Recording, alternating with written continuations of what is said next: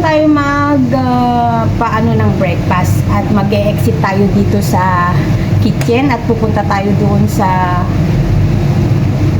sa labas, magpahangin at magha-harvest na pati. It's time to harvest, guys! Sa munting garden ni Liza Babes. Tara! Good morning mga Team Liza Babes.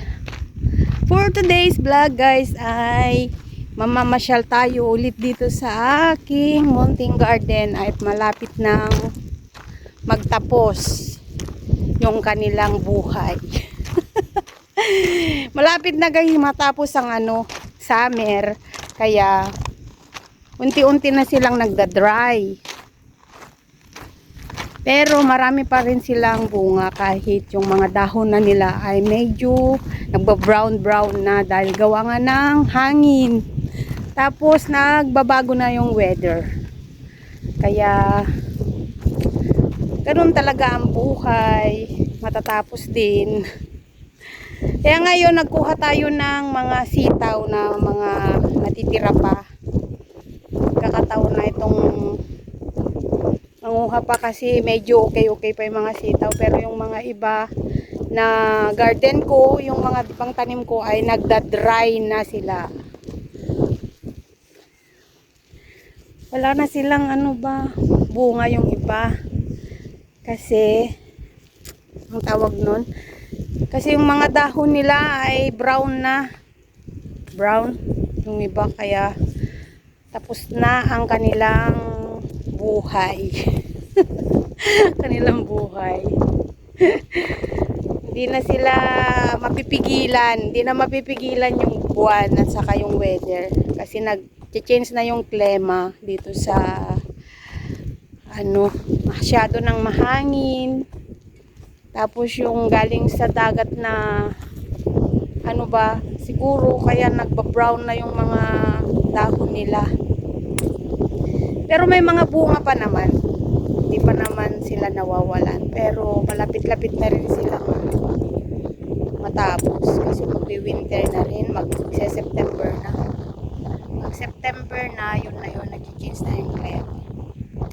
So guys, for today ay kukolektahin natin yung mga natitirang bunga ng sitaw. Saka titignan na rin kung mayroon pang ibang bunga ng cucumber nga ni yan. Just mahangin sa labas. Yan. As usual, ganito pa rin ang buhay dito sa isla girl. Ay, ba yan? Isla girl, Sinday.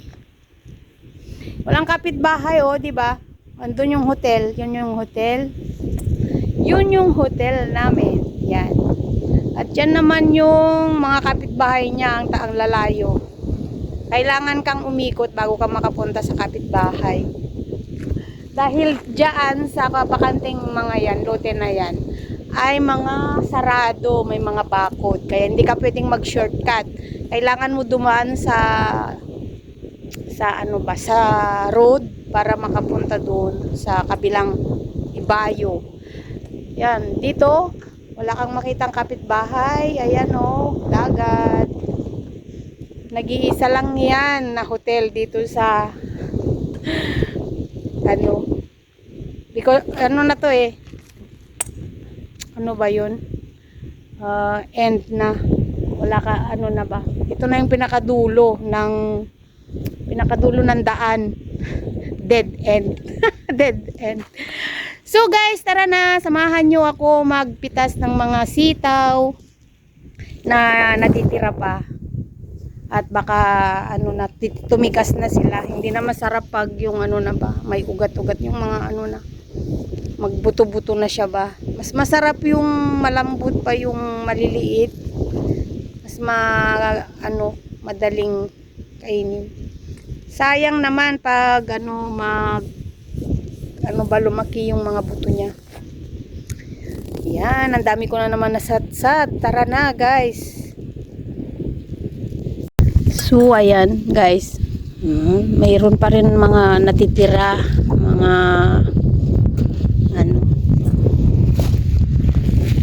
kukunin na natin itong mga to kasi hindi masarap pag yung matigas na. Mas masarap yung ano ba tawag nun, yung kulayot sabi. Yung malambot.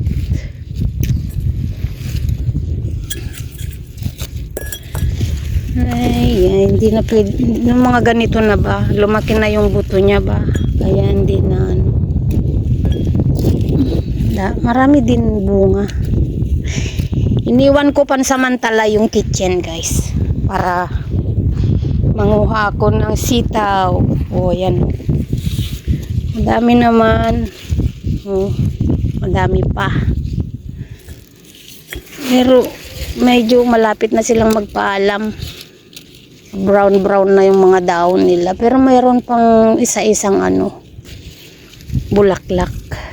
Ayan.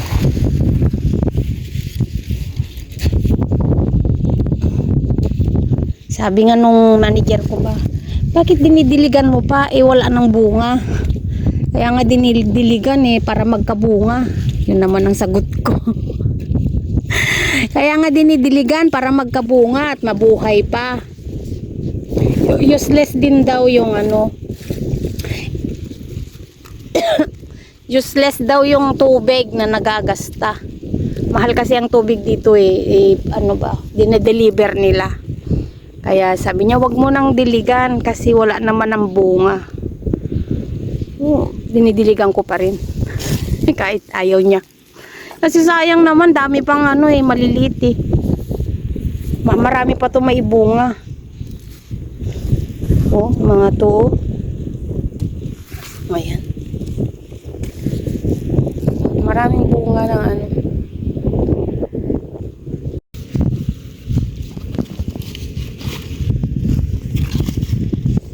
Kukunin na natin to guys. Pwede na siguro to. Kalabasa.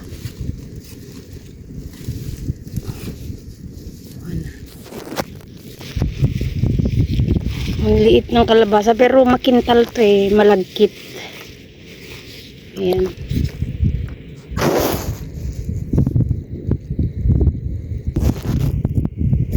Ayan guys, nakuha ko na kalabasa. Ay, binahin pa si Inday. Yan, kinuha ko na yung kalabasa. Only to, pero ang cute. Niluluto ko ngayon. Kuha tayo ng kunin pa natin yung mga bunga nito. Ano ba ito? Marami pa. Marami akong nakuhang sitaw guys. Kuha tayo ng mga bunga ng ano ba? Ito. Tawag nito cucumber. Ayan ang cucumber. Daming bunga ng cucumber. Ano ba yan? Nabubulol-bulol na sinday. Ayan. Hirap talaga magkuha ng ano ba? Bunga pag isang kamay lang. Yan. Dami natin nakuha. Balikan ko nga kayo guys. Yan yung nagde-deliver ng tubig dito sa amin guys. Yan. Kaya sabi ni madam, wag ko na daw diligan itong mga garden kasi namamatay na daw, useless daw. Pero hindi pa rin ako pumapayag na hindi ko diligan kasi ang dami pang bulaklak. Yan yung mga every week. Isang beses sa isang linggo at mag-deliver yan. Depende dun sa guest namin. Yan. Or 2 beses sa isang linggo mag-deliver ng tubig.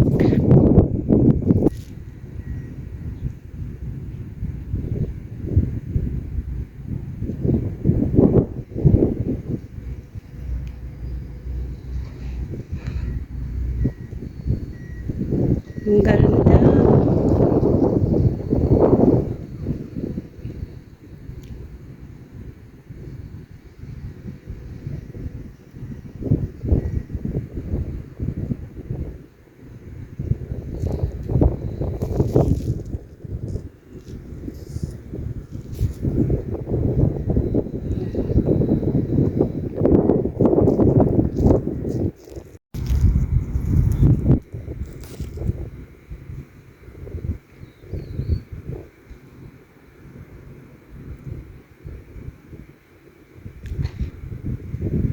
Ang galing.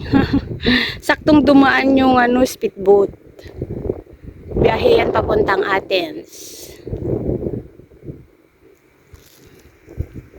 So, tuloy na natin mag-harvest. Ang mga na-harvest ko. Marami pa.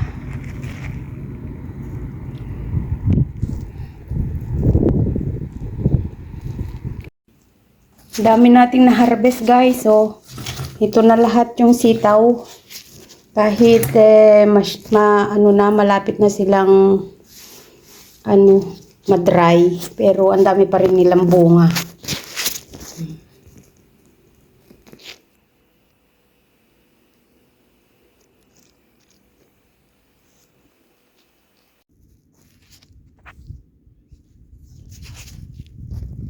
So, ayun na nga guys. Ang hirap mag-harvest. Ang kati ba? Hindi ko na nabuhat yung aking mga hinarvest. Nagkalaglagan na doon sa daan. Yan. Nasira na nga, nasira. Nalaglag, nagkalaglagan na. Di meron na naman kaming pang salad, tapos may pang ulam na rin ulit. At saka hindi pa rin ako papayag kay madam na hindi ko lalagyan ng tubig yun kasi ang dami pang bulaklak. Mahal kasi ang tubig. Mahal ang deliver nilang tubig dito. Ang kati ba? Ang kati nung dun pag sa farm. So guys, tapos na tayong mag-harvest at nandito na tayo sa kitchen at magluluto na tayo ng ulam at pagkain ng staff dahil katatapos lang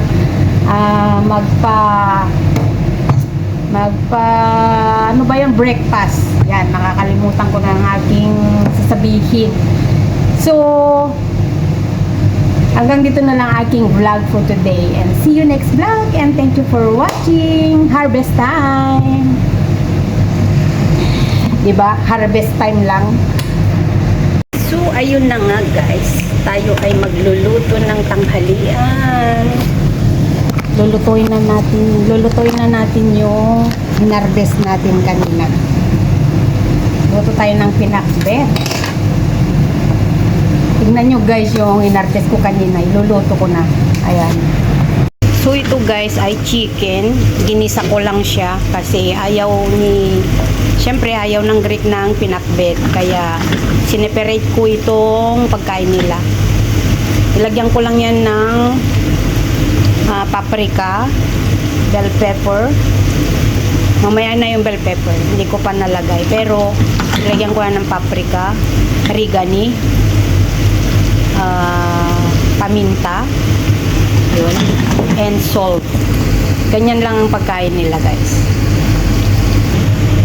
Tapos magpiprito ako ng patatas para sa kanila. At ito naman yung aming pinakbet na prepare. Naghiwa ko dyan ng bawang, sibuyas at kamatis. At syempre may chicken din tayo dahil yung kasama ko ayaw ng baboy. At ito naman yung sitaw, may isang sili. At ito na yung hinarvest natin kanina, kalabasa, at meron tayong okra. Hinalo-halo ko na yung okra. At may talong. So yan ay luluto nating pinakbet at meron tayong patis. Syempre hindi tayo magbabagoong dito kasi wala tayong bagoong, pero may patis tayo. Hayaan na lang na magsigaw-sigaw sila sa amoy. Bahala sila dyan. Basta magpapakbet ako ngayon. At syempre hindi mawawala yung kanin guys. Hindi mawawala ang isang kanin. Isang kaserolang kanin yan. At ito naman ay tapos na. Patayin na natin. Baka masunog. Yan. Pinatay ko na yan para hindi masunog. Yun, at ang kadagdag nito na pagkain nila ay inihaw na sili na manghang. At tapos yung sitaw na hinarvest ko, hinati ko din at binoil ko siya kasi lalagyan daw nila ng olive oil. Dahil nga ayaw nila ng pinakbet, kaya doon na lang sila sa boil na beans. Ano ba to? Sitaw. Yan.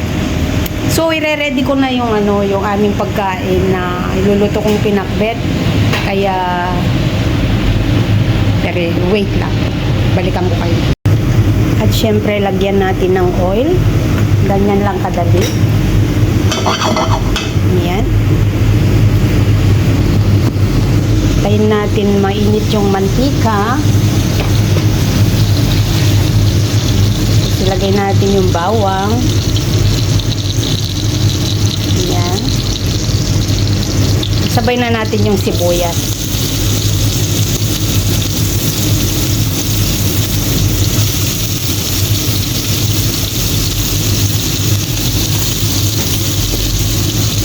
Anong bango na? Yan. Sarap.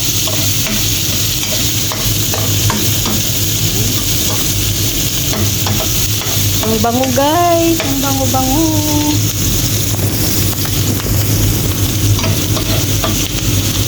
So, brown na yung, luto na yung sibuyas at bawang. At ilagay na natin itong chicken para may bisa.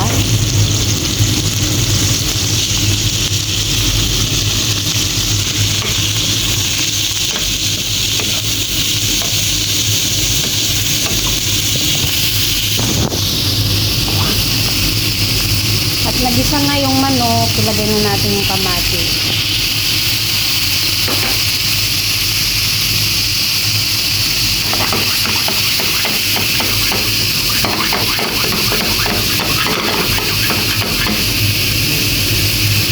May papoy-apoy pa. Ay, parang totoo. Yan, ginisa natin ng kamatis yung manok. Ganito ako magpakbet guys. Pag may karne, gigisa natin.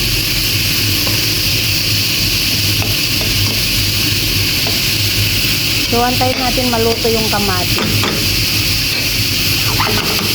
Takpan natin muna. Ayan.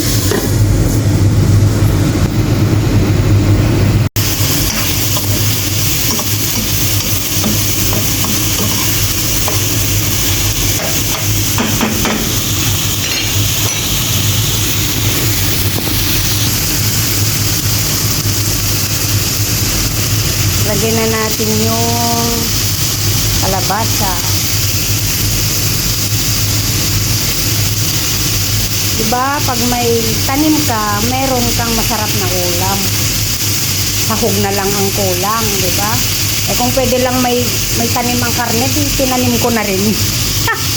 Joke. Patawa lang. Yan.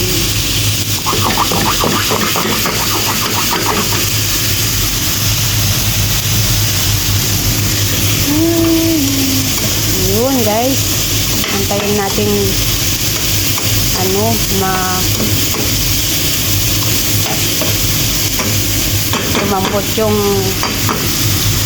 lumambot yung kalabasa.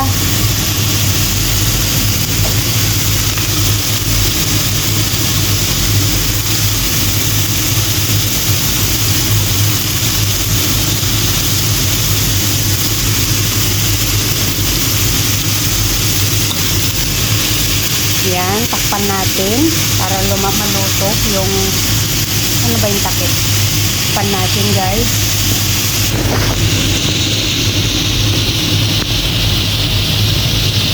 At ito na, lagyan na natin ng patis. Lagyan natin ng patis guys. Tapos mangangamoy tayo nitong patis. Pagalitan tayo ng so nilagyan ko na ng patis. Yan. Napagalitan ako ng manager mabaho eh. May amoy yung patis guys. Pero bale, okay lang yan. 1 beses lang naman. napagalitan tayo, di pakinggan na lang natin kasi may amoy naman talaga. Tapos takpan na natin guys, tapos mamaya lagay natin yung okra at saka talong. Balikan ko na lang. Lagay na natin yung talong, yung okra, saka yung sili. Oh, 'di ba?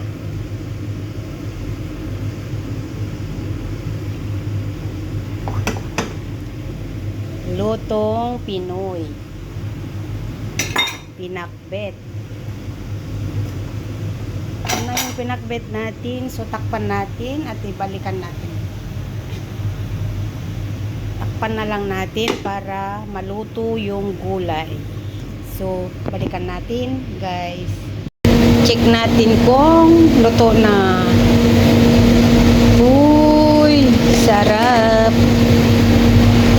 Luto na ang bahay kubo. Wala. Tigas pata yung ano. Uy, luto na, guys. Ayan, oh, luto na, oh. Uy, luto na. Huwag natin kasi madurog.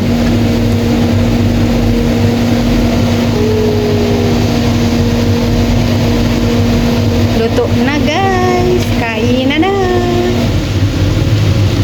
Ubus na naman ng isang kaserolang kanin nito.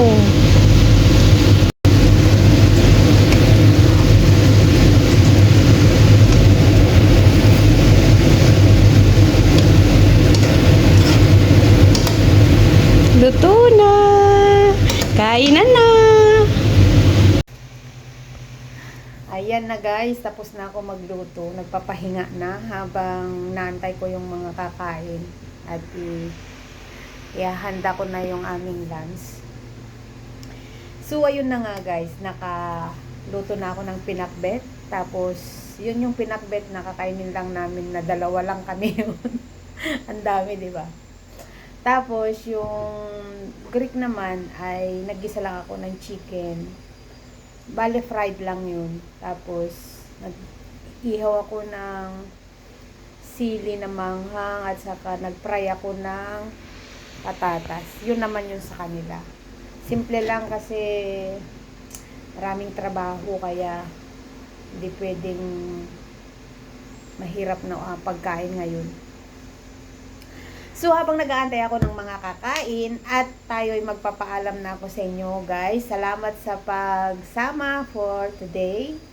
And hanggang dito na lang ang aking vlog for today. See you next vlog and thank you for watching. Bye-bye!